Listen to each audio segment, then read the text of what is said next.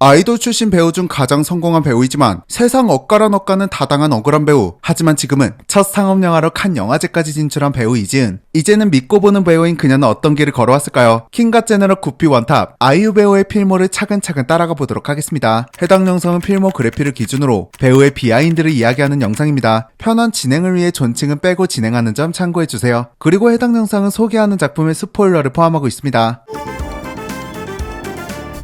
잔소리라는 음악으로 히트를 치고 영웅걸로 매주 시청자들에게 눈도장을 찍었던 아이유가 2010년 11월 KBS 드라마에 캐스팅됐다는 소식을 전했습니다. 이게 단순히 작은 스케일의 드라마가 아니라 박진영과 배용준이 제작하는 대작에 참여한다는 소식이었습니다. 사실 캐스팅이 이루어지고 나서도 아이돌 출신 배우라는 타이틀 때문에 많은 사람들이 우려를 했지만 드라마 내용 자체가 아이돌 데뷔를 꿈꾸는 고등학생들이었기 때문에 아이돌 총집합이 이해가 되는 드라마였습니다. 그런데 그 사이에 좋은 날이 데이트를 치면서 드라마 방영에 대한 관심은 더욱더 뜨거웠습니다.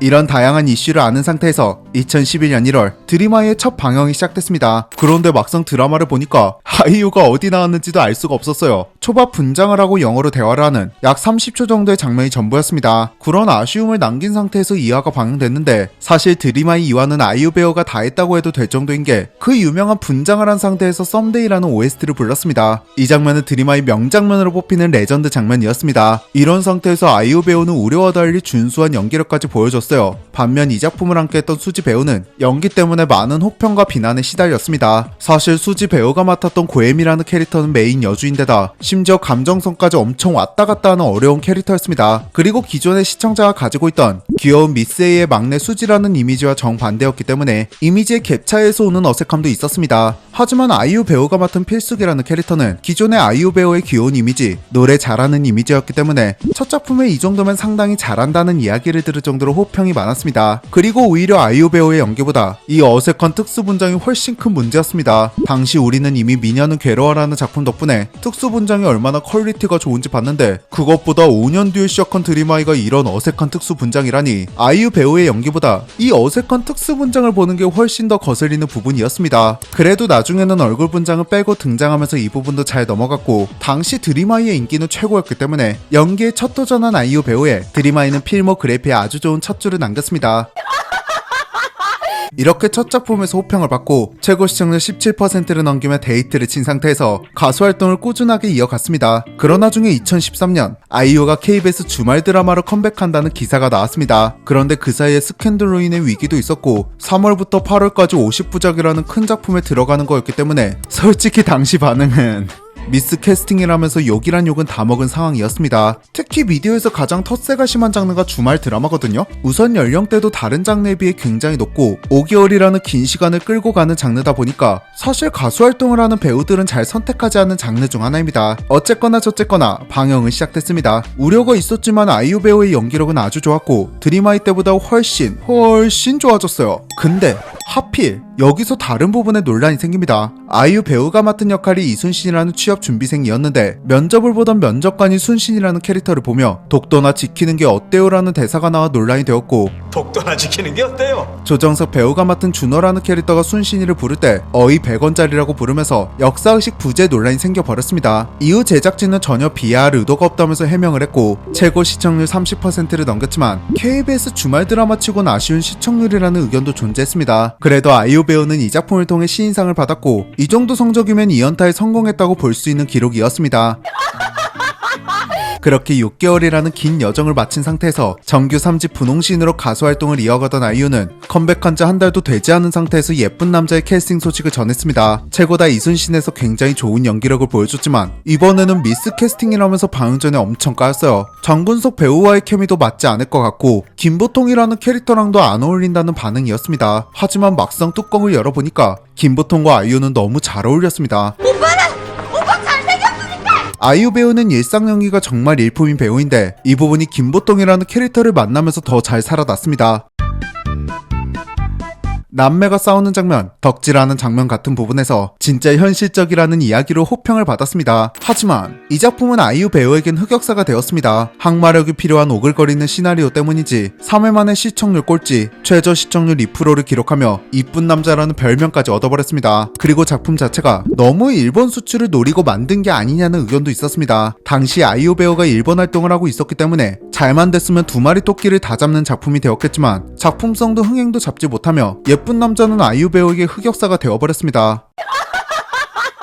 예쁜 남자가 거의 망했다는 평가를 받았지만 가수 아이유는 절대 무너지지 않고 오히려 떡상을 했습니다. 금요일에 만나요, 봄사랑 벚꽃 말고, 너의 의미, 소격동, 애타는 마음 등등 이 시기에 음원 사이트 연간 차트에 그녀의 이름이 도배가 될 정도로 가수로서의 아이유는 몸집을 점점 더 키워나가던 와중에 2015년 또다시 연기로 돌아온다는 소식을 전했습니다. 차태현, 공유진, 김수현과 같이 주연으로 캐스팅되었는데 역시 세상에 억가란 억가는 다 당하는 배우답게 이번에도 연기력이 아쉬울 것 같다는 둥, 저 사이에 낄 레벨이 아니라는 둥, 뭐 거의 욕바지라고 해도 될 정도로 심했어요. 이렇게 여론이 좋지 않은 상태에서 방영이 시작됐습니다. 근데 이 역가가 계속됐습니다. 신디라는 캐릭터가 10년차 가수의 섹시 컨셉으로 무대를 하고 말투까지 흔히 표현하는 싸가지가 없는 캐릭터였습니다. 기존 아이유 배우와의 이미지와 상반돼서인지는 모르겠지만 캐릭터 자체가 어울리지 않다는 의견부터 뭐 각종 성희롱이 난무할 정도로 초반 반응이 좋지 않았습니다. 그리고 이 드라마가 방영 전부터 마케팅을 엄청 열심히 했는데 그거에 비해 일하는 소문난 잔치집에 먹을 게 없다는 평가를 받아버렸습니다. 계속해서 호평이 난무하는 와중이었지만 회차가 거듭날수록 좋은 평가가 더 많아졌습니다. 아이유의 신디는 신디 그 자체이다, 대체 불가능하다와 같은 반응으로 여론은 좋아졌고 점점 가면 갈수록 시청률까지 쭉쭉 오르면서 동시간대 시청률 1위, 아이유 배우의 인생 캐릭터라는 평가로 앞서 방영됐던 예쁜 남자를 지워버릴 정도로 레전드가 되었습니다. 쉬지 않고 아이유 배우는 계속해서 연기 활동을 이어갔습니다. 당시 중국 시장에서 긍정적인 반응을 얻었던 K-팝에 힘입어 중국의 인기 드라마 보보경심을 한국판으로 리메이크하게 됐는데 여기서 해수 역의 아이유 배우가 캐스팅되었습니다. 그리고 아이유는 이 작품부터 연기 활동에는 본명을 사용하기 시작했습니다. 수많은 투자를 받고 당시 핫한 스타들은 다 투입된 작품이었지만 막상 뚜껑을 열어보니까 많이 심각했어요. 극중의 표정이 어색하다, 발성과 장르가 어울리지 않다는 평이 나왔습니다. 그리고 이 작품이 초반에 굉장히 오글거리기까지 했어요. 지금보다 훨씬 초반 시청률이 중요했던 시기였는데 이런 부분 때문에 초반에 시청자들이 쭉쭉 빠져버렸습니다. 이게 어느 정도냐면 달의 연인의 팬들조차 마의 3화까지만 잘 버티면 인생 작품이 될 수 있다고 말할 정도로 초반이 많이 오글거렸어요. 그리고 심지어 PPL을 위해 억지스러운 설정까지 넣으면서 시청자들은 매회 계속 빠졌습니다. 그런 와중에 동시간대 방영했던 구름이 그린 달빛은 사극 특유의 딱딱함을 유하게 만들고 PPL까지 하나도 넣지 않으면서 시청률이 쭉쭉 상승했습니다. 그래도 초반에 지적받았던 연기도 톤도 점점 좋아졌고 특유의 오글거리는 연출이 쭉 빠지고 오히려 다크한 분위기로 변했습니다. 그리고 이 작품의 최고의 장점이 캐릭터 서사 하나하나를 심각하게 과몰입하게 만드는데 후반에는 눈물이 안 나는 회차가 없을 정도로 아련하고 슬프고 그럽니다. 심지어 저는 당시 이지은 배우보다 제가 더 많이 울었어요. 회차가 거듭날수록 평이 좋아졌지만 이미 돌아선 시청자를 다시 돌아오게 만들긴 힘들었기 때문에 결말에 가서야 힘들게 11%라는 시청률을 만들어냈습니다. 뭐 이것마저도 구구달이 종영하고 나서야 만든 기록이었지만 그래도 작품 특유의 여운을 잔뜩 남기는 스토리와 연출 덕분에 단단한 팬층과 중국 내에서도 큰 인기를 끌었습니다. 후반에 반응이 좋았기에 이제 결말만 마무리를 잘 지으면 됐는데 이 작품 결말까지 논란을 안고 마무리 지었습니다. 이게 결말이 현세로 돌아온 해수가 기억을 잃고 매일같이 왕소의 꿈을 꾸고 있던 와중에 그의 초상화를 보고 꿈이 아닌 걸 깨닫습니다. 그리고 결국 피해 군주가 되었다는 걸 알고 미안해하는 장면입니다. 이건 뭐 시청자들의 가슴을 후벼 파는 미친 새드 엔딩으로 끝이 났어요. 근데 원래 엔딩이 이게 끝이 아닙니다. 눈물을 흘리는 해수에게 누군가 손수건을 건네는 장면까지 촬영이 됐어요. 그런데 감독이 이걸 통째로 날려버렸습니다. 심지어 원작에서는 왕소와 현세에서 다시 재회하는 장면이 있는데 이것도 없는 와중에 손수건 장면까지 날려버렸다. 이건 뭐 시즌2가 확정된 거 아니면 용서가 안 되는 거죠. 애초에 이 배우들을 다시 모으기도 힘들고 국내에서는 시즌2를 만들 만한 시청률이 나왔던 것도 아닌데 엔딩까지 작은 희망을 주지 않은 건 솔직히 논란이 될 만했죠.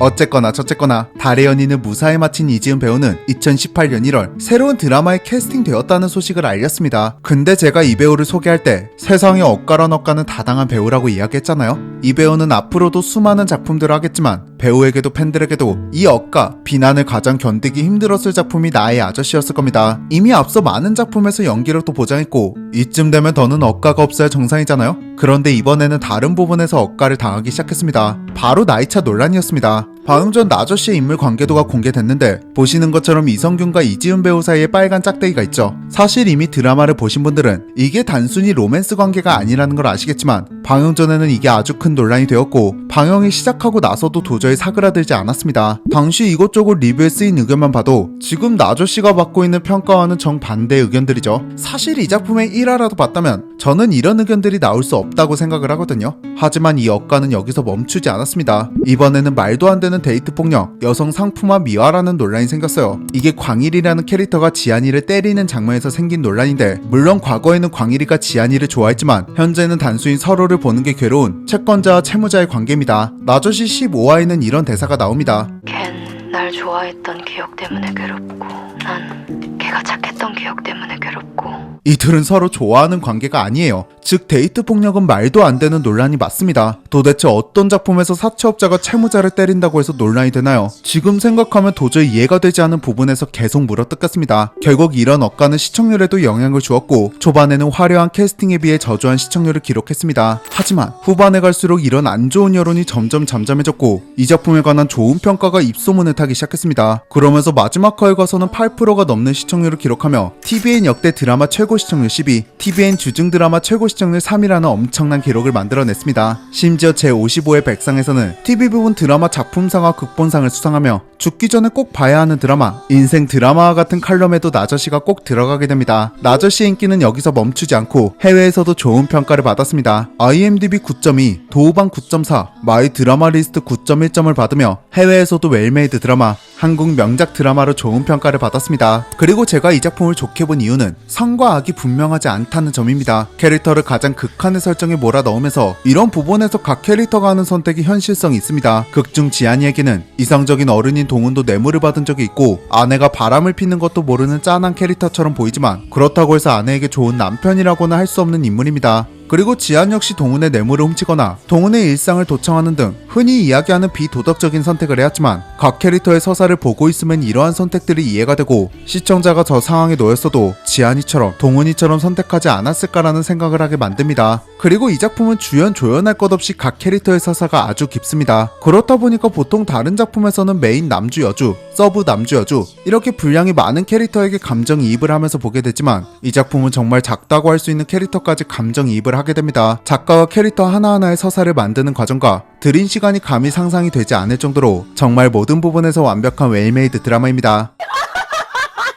이런 이지훈 배우가 조금은 특별한 영역에도 진출하게 됩니다. 넷플릭스와 함께한 페르소나. 이 작품은 기존에 우리가 알고 있었던 상업 영화와는 조금 다릅니다. 페르소나인 배우 이지훈과 그녀에게 영감을 받은 4명의 감독이 전혀 다른 스토리와 연출로 4편의 단편 영화를 제작해서 모은 옴니버스 작품입니다. 사실 매 작품마다 엄청난 퀄리티를 보여주는 것도 아니고 무언가 뚜렷하게 기억에 남는 시리즈가 있는 것도 아닙니다. 하지만 저 같은 경우에는 이런 표현이 자유로운 독립영화, 어딘가 때타지 않은 날 것 그대로를 표현하는 이 장르를 굉장히 좋아했기 때문에 각각 감독들이 이지안이라는 배우를 어떻게 활용하는지 또 4명의 감독과 4개의 시나리오를 보고 이지훈이라는 배우는 이것을 어떻게 해석했는지를 보는 과정이 상당히 매력적이었고 역시 이런 부분에서 흥미를 느끼고 투자한 넷플릭스의 행보 덕분인지 저는 상당히 페르소나라는 시리즈를 좋게 봤습니다. 작품 자체가 아무래도 호불호가 확실히 갈리긴 하지만 이지훈이라는 배우에게는 상당히 재미있는 도전이지 않을까 싶습니다. 자, 이렇게 이지훈 배우에 대한 평가는 나의 아저씨 이후로 완전히 달라졌습니다. 이제 더는 연기력을 가지고 논란이 될 만한 배우도 아닙니다. 흥행 보증수표나 다름이 없다고 해도 과언이 아닌 화제성을 가지고 있는 와중에 이지훈 배우는 차기작으로 홍자매 작가의 호텔 델루나를 선택했습니다. 여기서 이지훈 배우가 맡은 역은 큰 죄를 짓고 호텔에 갇혀있는 마널이라는 캐릭터인데 차갑고 까칠한 캐릭터가 이지훈 배우랑 어울릴까라는 의견도 존재했지만 역시 또다시 크게 늘어난 연기력으로 이런 걱정은 1화 만에 쏙 들어갔고 패션쇼라고 해도 과언이 아닌 다양한 의상을 선보이며 보는 즐거움까지 주었습니다. 이렇게 계속 좋은 평가가 이어졌으면 좋았겠지만 이번 작품은 이지훈 배우에 관련된 논란이 아닌 드라마 표절 논란이 생겼습니다. 물론 이게 방영에 큰 영향을 주거나 시청률과 화제성을 떨어뜨리는 건 아니지만 드라마가 종영하는 내내 따라다니던 꼬리표였습니다. 호텔 델루나의 표절 논란은 예전에 영상에서 한번 다룬 적이 있으니까 그 영상 참고해주세요. 표절 논란이라는 꼬리표를 달고 있긴 했지만 매회 이 작품의 화제성은 점점 상승했고 어느새 시청률 10%를 넘기면서 마지막 화는 12%를 넘겼습니다. 이 기록은 TVN 드라마 최고 시청률 역대 6위, TVN 드라마 평균 시청률 역대 5위, 2019년 TVN 드라마 시청률 1위를 차지하는 엄청난 기록이었습니다. 그리고 나의 아저씨에 이어 2년 연속 백상 팀이 모은 여자 최우수 연기상 후보에 올랐습니다. 이미 드라마 쪽에서는 믿고 보는 배우가 되었고 계속해서 연기 활동을 쉬지 않겠다고 이야기했던 이지은 배우는 독립 영화에서 경험을 쌓아서 이제는 상업 영화까지 진출했습니다. 올해만 지금 소개할 브로커부터 박소준 배우와 함께할 드림까지 개봉을 앞두고 있습니다. 이런 와중에 그녀의 첫 상업 영화인 브로커는 칸 영화제의 공식 초청작이 되었고 이미 칸에서는 송강호 배우가 브로커로 남우주연상을 수상했습니다. 그리고 브로커는 칸 영화제에서 에큐메니컬상까지 수상을 했습니다. 사실 이 작품인 캐스팅부터 실패할 수 없는 작품이라는 소리가 나오고 있고 거기에 CJ라는 어마어마한 대기업까지 업었기 때문에 저 역시 실패할 수 없는 작품이라고 생각이 듭니다. 거기에 감독이 고레에다입니다. 제가 예전에 리뷰했던 아무도 모른다의 감독이자 원더풀 라이프 공기인형 그렇게 아버지가 된다를 감독했고요. 심지어 이미 칸 영화제에서 상을 2번이나 받은 적이 있는 능력 있는 감독입니다. 물론 지금 영상을 만들고 있는 시점이 영화가 개봉하지 않아서 저 역시도 작품을 보지는 못했지만 이 작품엔 실패할 확률은 거의 없다고 봐도 무방하고 거기에 일본 감독이기 때문에 일본에서조차 개봉과 동시에 반응이 올 것이라고 예상을 합니다. 고레에다 감독은 특유의 인간미를 잘 살리는 작품 자체가 다큐 같다는 평을 받기도 하는 감독인데 거기에 나의 아저씨 같은 작품에 경험이 있는 이지은 배우이기 때문에 사실 이 작품으로 이지은 배우가 실패의 쓴맛을 보거나 또다시 미스 캐스팅이다, 연기력이 아쉽다는 등의 억까를 당할 일은 없을 거라고 생각을 하고 이 배우는 지금처럼 작은 몸에서 나오는 강한 에너지를 가지고 앞으로도 계속 성장을 할 것이라고 예상을 합니다. 올해는 백상과 청룡에서 브로커와 드림으로 수상까지 충분하다고 봅니다. 앞으로도 킹과 제너럴 이지은 배우의 필목 기대하겠습니다. 이번 영상이 마음에 드셨다면 구독과 좋아요 한 번씩 부탁드립니다. 저는 지금까지 영화를 그리는 신규 누설이었습니다.